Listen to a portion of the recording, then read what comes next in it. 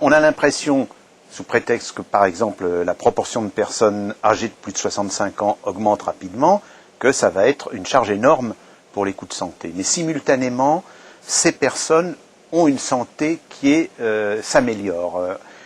On peut le mesurer par ce qu'on appelle une espérance de vie en bonne santé, ou une espérance de vie sans incapacité. Et cette espérance de vie augmente plus vite même que l'espérance de vie normale. Il faut tout faire pour que le système qu'on met en place, sur le plan économique par exemple, favorise l'innovation et les progrès. Il faut que les Français prennent conscience qu'ils doivent renoncer à ce grand confort qu'on ne peut plus s'offrir.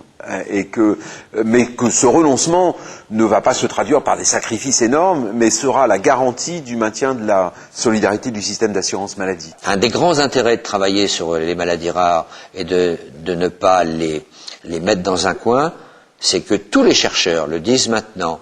Quand on est sur des modèles aussi difficiles que ceux-là, lorsqu'on aboutit, on peut après utiliser ces modèles pour des pathologies plus larges. L'ordre de grandeur économique est quand même pas négligeable. Nous sommes à peu près à 450 € par tête de pipe en prescription de médicaments.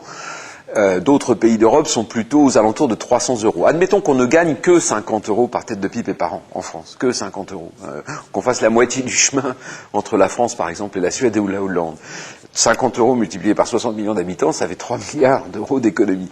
Donc vous voyez que l'enjeu autour du médicament est colossal, alors soit en termes d'économie, soit en termes de meilleure utilisation de cet argent, de telle façon à ce qu'on produise plus de santé.